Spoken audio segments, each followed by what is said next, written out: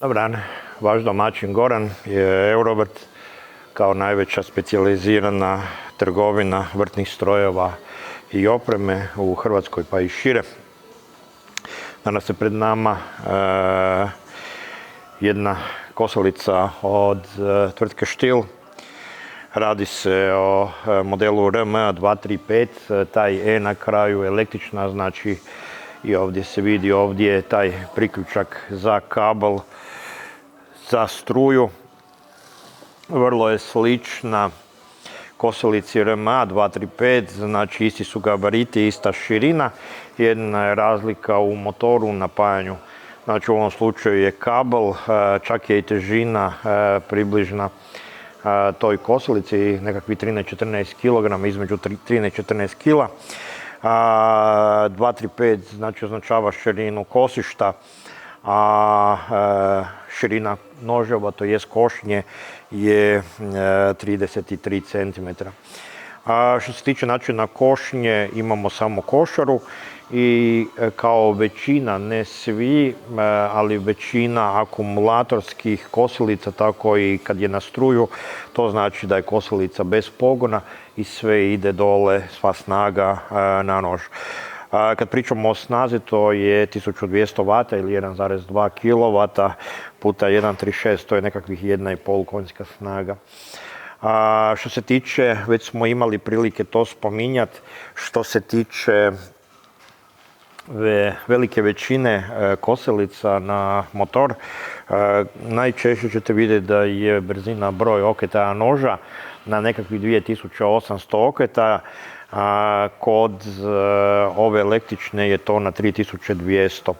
Znači bitno veća je brzina. I još jedna stvar koju sam već spominjao kod drugih modela, to je da kod električnih aku kosilica imamo vrlo često puno tanji taj nož i puno finije, ljepše kose. Znači taj rezultat košnje je daleko ljepši. Što se tiče načina košnje, isključivo je košara, nema nikakvog stražnjeg izbacivanja, nema malučiranja. Znači košara je naravno i kosilica i košara je od polimera, to jest plastike, i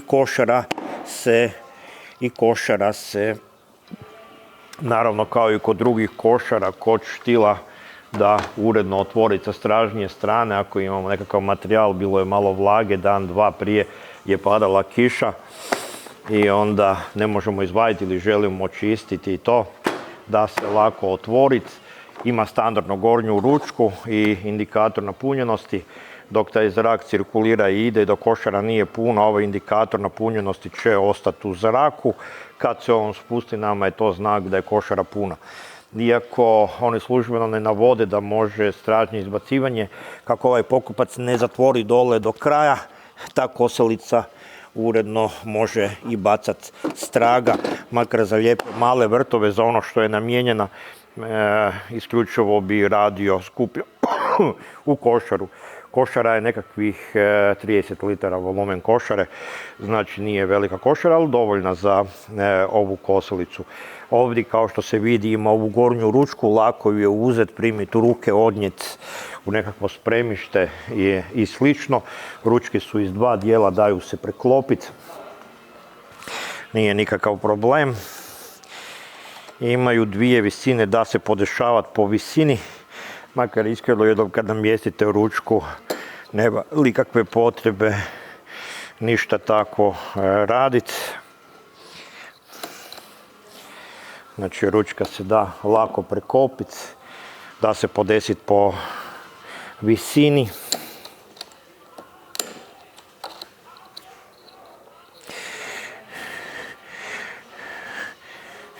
Oba dvoji kotači, prednji i stražnji kotači, imaju uzdužne šare, tako da bolje drže taj pravac. A što se tiče ručice, da uključimo taj motor, nije dovoljno samo povući ovu gornju ručicu, već tu sa desne strane na prekidaču imamo taj gumb, držimo taj gumb i uključimo kosilicu. Nož se uključi i radi.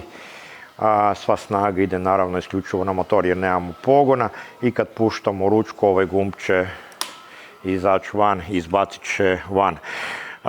Znači, jako lijepo kosi, super lagana, možemo na najuža, nekakva najnepristupačnija mjesta vrlo lagano s tom kosilicom. Centralno je dizanje spuštanje, ima u 5 visina do maksimalnih 65 mm najviša pozicija noža, ali uredno 10-15 prema 20 cm, stvarno bez ikakvih problema kosi i stvarno ne vidim nikakav problem. Znači, moram reći, oni koji se brinu hoće li taj plastično kosište, znači polimeri,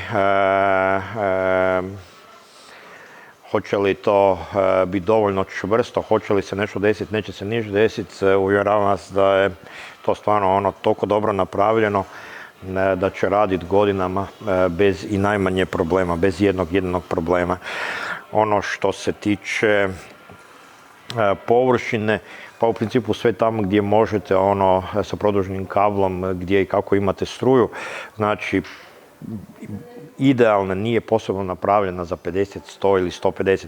Znači ako možete produžiti to, zavisno gdje imate priključke za struju, može ona i 300 i 400 kvadrata, ali u principu je namijenjena za manje površine, za nepristupačan terene, recimo između cvijeća, voćaka, gdje imate staze, nekakve uske područje, jer stvarno je lako baratati s njom, izuzetno je lako, tih 13-14 kila na kotačima je nikakva težina i barata se izuzetno lagano. Po meni odlična kosilica, ali u odnosu na motorne ili akumulatorske ljudi se ne odlučuju tako često. Najčešće samo oni koji su nekad imali. Ja mogu samo vas uvjeriti i reći da kod struje se nema manje više šta pokvariti, osim tog elektromotora. Kad se pokvari ide nova kosilica za nekakvih 170-175 eura trenutno. Kosilica, znači, financijski je izuzetno povoljna, kositi je izuzetno lako, rezultat je fantastičan, vrti se brže nego, znači, noževi, a i tanji su noževi, nisu onako masivni i teški kao kod motornih. Znači, rezultat je fantastičan i po meni kosilica za manje terene, ne trebate dalje gledati od ovog modela. Znači, odlična kosilica. Što se tiče, znači, modela RME 235, manje više je to. Hvala lijepo.